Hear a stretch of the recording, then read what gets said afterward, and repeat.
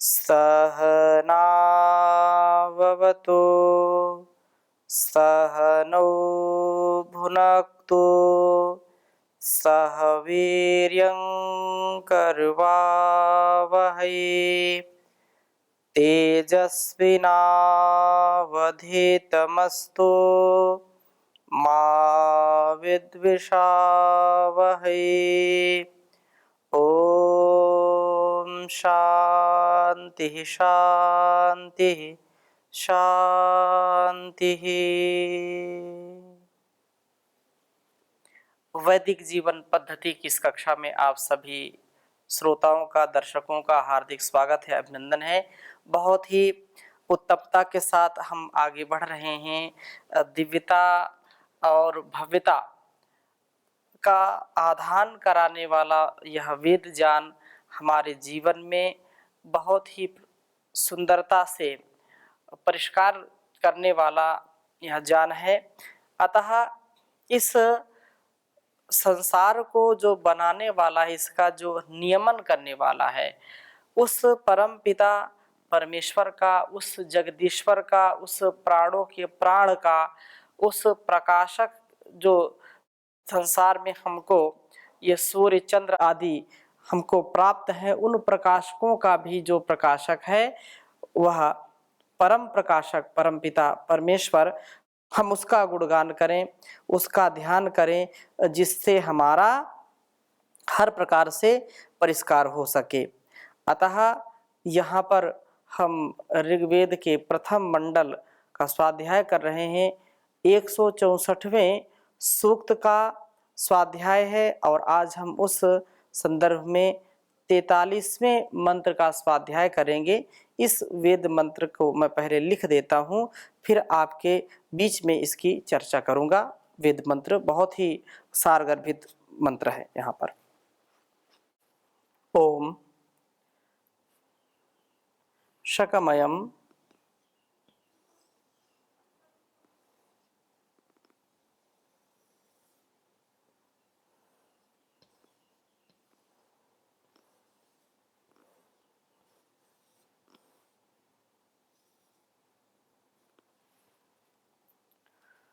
धूममाराद पश्यम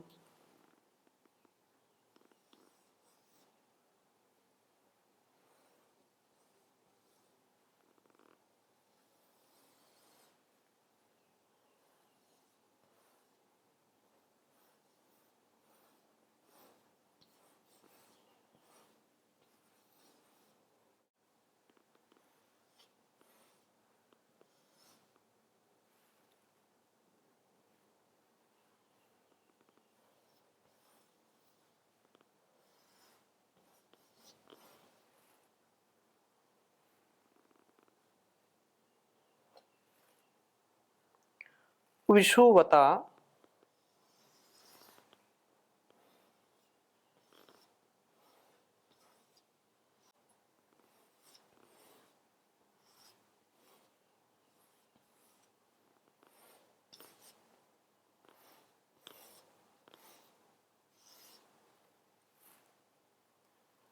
पर एनावरेण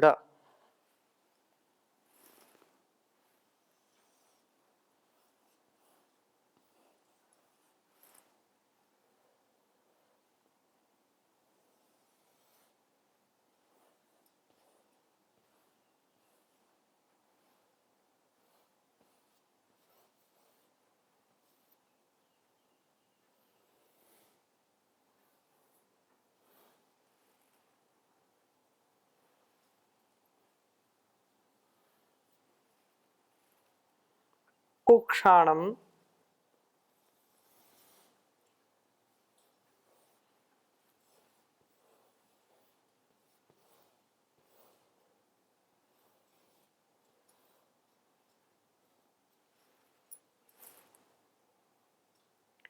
कृष्णिमपाचंत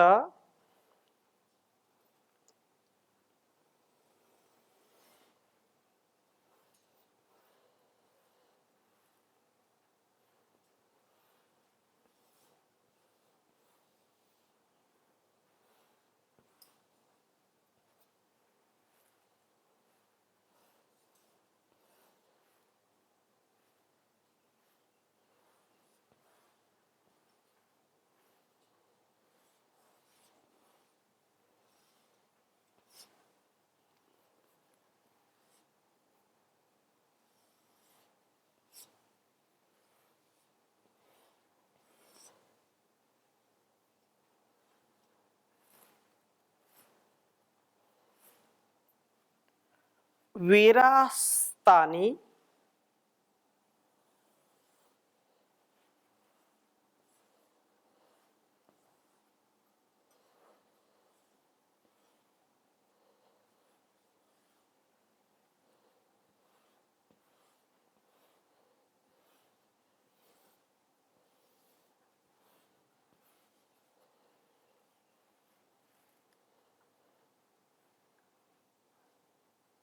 धर्माणि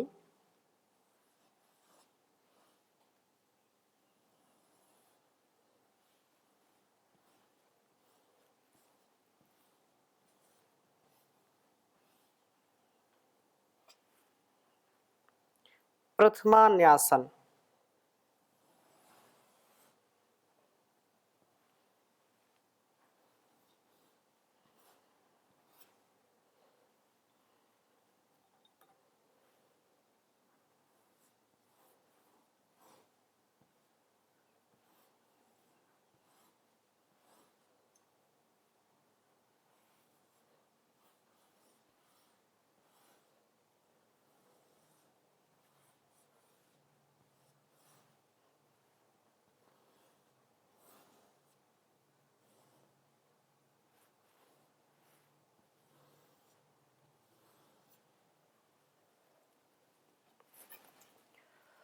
ओम शकमयम धूममारादपश्यम विषुवता पर एनावरेण ओक्षाणं कृष्णिम अपचंत वीरास्तानि धर्माणि प्रथमान्यासन।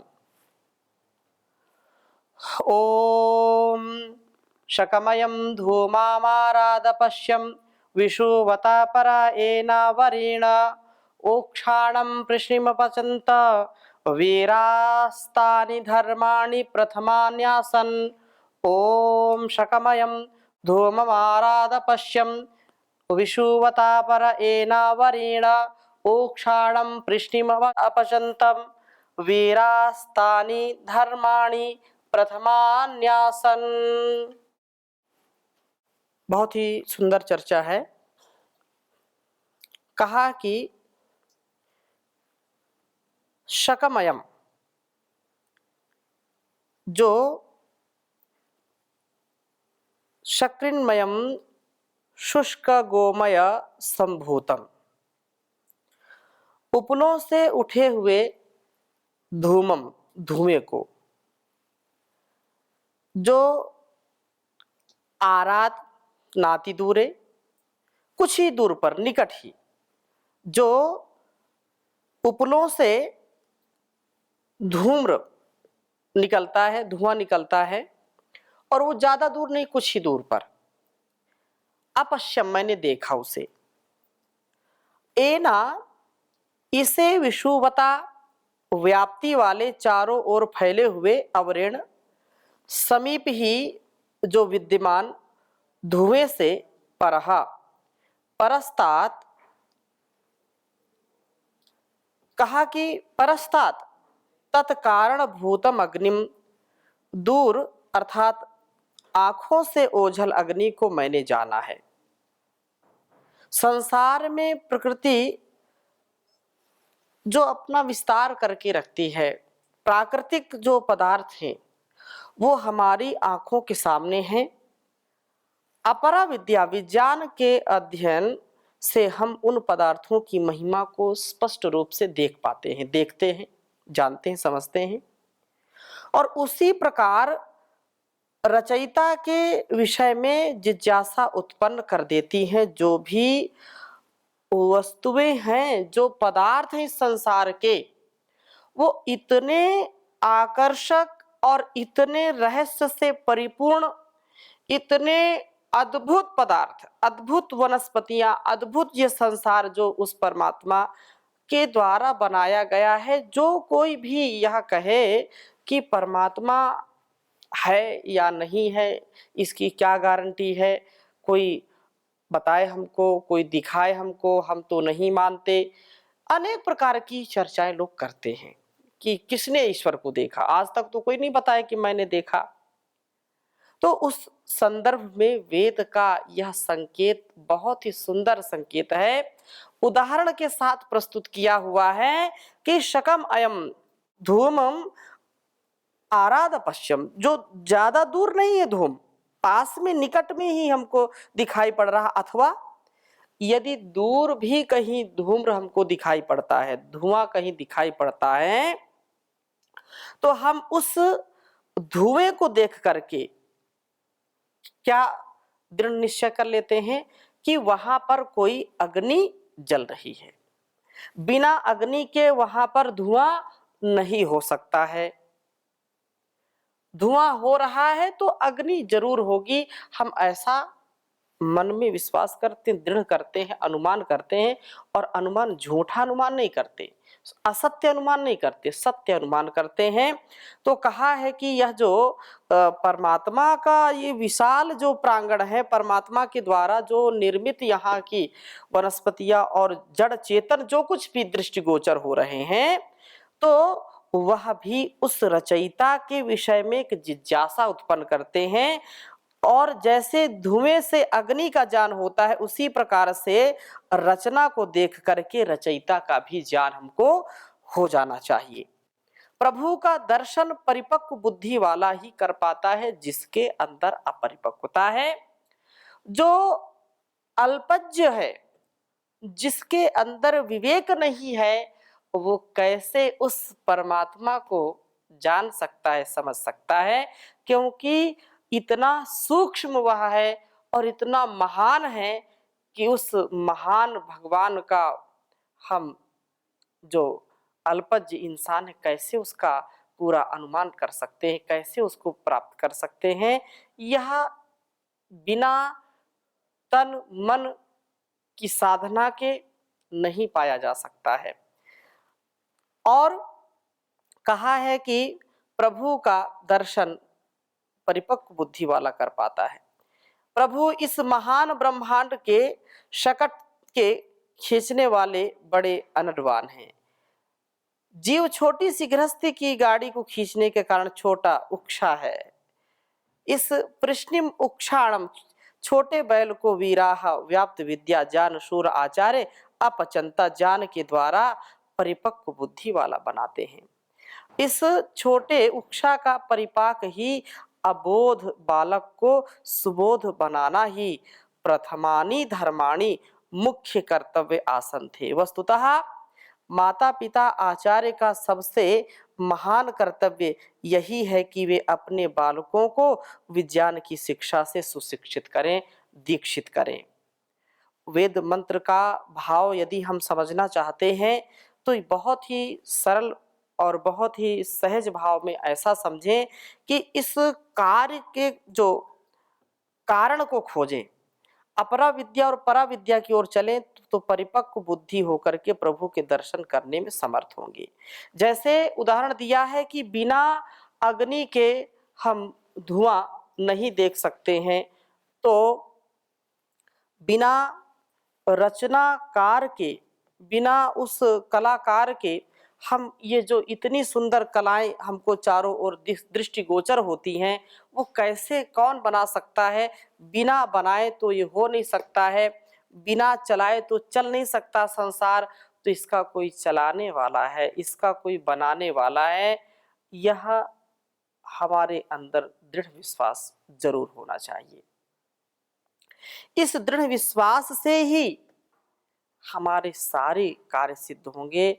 सारे संसार का जो एक विचित्र यह स्वभाव है, जानबूझ नर करे ढिठाई, उसको जानना समझना कठिन नहीं है, लेकिन जो जानना ही नहीं चाहता है, समझना ही नहीं चाहता है, जो हठ दुराग्रह स्वार्थ में स्वयं फंसा हुआ है और दूसरों को भी फंसा करके रखता है, तो कैसे इस संसार को वह जान सकता है। एंड से लेकर के एलिफेंट तक जो भी कीड़ी कुंजर है, उसी का बनाया हुआ है और उसी में विलीन हो जाते हैं। जैसे वाष्प बन करके यहां से जल आकाश में जाता है, बादल बन करके फिर बूंद बन करके यहाँ पर बरसता है। वह वर्षा का जल बूंद और बूंद से फिर नाली नालों में जाता है, तालाबों में जाता है, वहां से और बढ़ करके नदियों में चला जाता है, नदियों से सागर में मिल जाता है। जहां से आया था वहीं उसकी परिसमाप्ति हो गई। ये क्रम है। ऐसे ही हम अपने जीवन को जहां से आरंभ करते हैं वहीं पर जाकर के फिर समाप्त होता है। अगर इस पूरे क्रम को यदि हम समझना चाहते हैं तो आत्मज्ञान के बिना, तत्व ज्ञान के बिना यह संभव नहीं है। हम जो स्थूल वस्तुओं को, व्यक्तियों को, स्थानों को देखते हैं तो यह भी तो हमको समझना चाहिए कि इस संसार को गढ़ने वाला, रचने वाला कोई न कोई ऐसा शक्तिमान, कोई न कोई ऐसा जो सर्वज्ञ सर्वव्यापक है, महान जगदीश्वर जरूर होगा, जो सबका नियमन करता है, सबको अनुशासन में चलाता है, सबकी व्यवस्था करता है। चाहे माँ के गर्भ में शिशु का पालन पोषण हो, उसका चाहे वह निर्माण करने वाला हो, एक एक कोशिका को व्यवस्थित करने वाला हो, नस नाड़ियों को व्यवस्थित करने वाला हो, हृदय को चलाने वाला हो, मस्तिष्क को चलाने वाला हो, और आँखों में देखने का सामर्थ्य, कानों में सुनने का सामर्थ्य, नासिका में सूंघने का सामर्थ्य, रसना में चखने का और त्वचा में स्पर्श का सामर्थ्य, और वो जान देने वाला परमपिता परमेश्वर ही है। जो हठ दुराग्रह में, स्वार्थ में आकर के उस परमात्मा की इस कारीगरी को भूल जाते हैं, उसको नहीं समझने का प्रयास करते हैं, उनसे बढ़ कर के अभाग्यशाली कोई नहीं होगा, उनसे दुर्भाग्यशाली कोई नहीं होगा। उनका ये दुर्भाग्य ही है कि इस संसार में जो उसकी रचना है उसको देखकर की भी उनकी आंखें नहीं खुलती हैं। एक एक हम रचना को देखेंगे, कितना सुंदर, कितना विशाल बनाया है। और बहुत सुंदर पथिक जी ने लिखा है कि परमात्मा को बनाने वाला, परमात्मा के द्वारा बनाए जाने वाला, परमात्मा को कौन बना सकता है, वो तो सबको बनाने वाला है। तो परमात्मा के द्वारा बनाए जाने वाले इन पदार्थों को, इन चाहे सूर्य चंद्र पृथ्वी हो, इन सबको देखें, पशु पक्षियों को देखें, फूलों को देखें, कितना अद्भुत यह रचनाकार है। तो बहुत सुंदर बात कही है, दुनिया बनाने वाले महिमा तेरी निराली, चंदा बनाया शीतल, सूरज में आग डाली। दुनिया बनाने वाले महिमा तेरी निराली, चंदा बनाया शीतल, सूरज में आग डाली। ऊंचे शिखर गिरी के आकाश चूमते हैं, वृक्षों के झुरमुटे भी वायु में झूमते हैं। सरिताएं बहती कल कल, सरिताएं बहती कल कल, निर्मल से नीर वाली। दुनिया बनाने वाले महिमा तेरी निराली। पत्तों को खा के कीड़ा रेशम बना रहा है कौन जो उदर में चरखा चला रहा है। बुन बुन के आ रहा है रेशम कलच्छ जाली, चंदा बनाया शीतल, सूरज में आग डाली।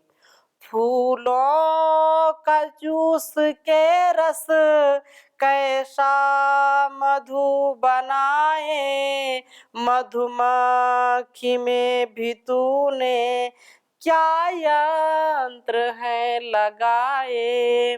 फूलों का जूस के रस कैसा मधु बनाए, मधुमक्खी में भी तूने क्या यंत्र है लगाए। मधु सबके मन को भाए, लाला हो चाहे लाली, चंदा बनाया शीतल, सूरज में आग डाली। जुगनू की दुम में तूने क्या बल्ब है लगाया, बरसात की निशा में जंगल है जगमगाया। संसार में जब हम देखते हैं कि किसी के घर में कोई उत्सव होता है और अंधेरी रात में कितना उसका घर जगमग जगमग होता है, लेकिन जब बरसात का सीजन हो, ऋतु हो, काली रात हो और आप जंगल में कहीं जाकर के देखिए, चारों ओर जुगनुओं की फौज पूरे रात भर टिमटिमाती रहती है और कितना अद्भुत दृश्य होता है। जुगनू की दुम में तूने क्या बल्ब है लगाया, बरसात की निशा में जंगल है जगमगाया। बिजली की चमक कैसी घन की घटा है काली, चंदा बनाया शीतल, सूरज में आग डाली।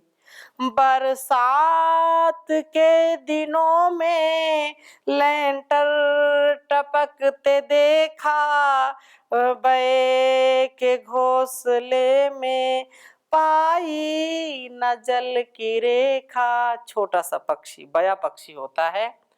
मनुष्य ने तो कितना ज्ञान विज्ञान प्राप्त किया है और बड़े बड़े लिंटर आदि से युक्त घर बनाता है, लेकिन कहीं से कभी न कभी आप ऐसी बिल्डिंगों को देखेंगे कि उससे छत कभी कभी पानी टपकने लगता है, कहीं कहीं उनका विज्ञान फेल हो जाता है।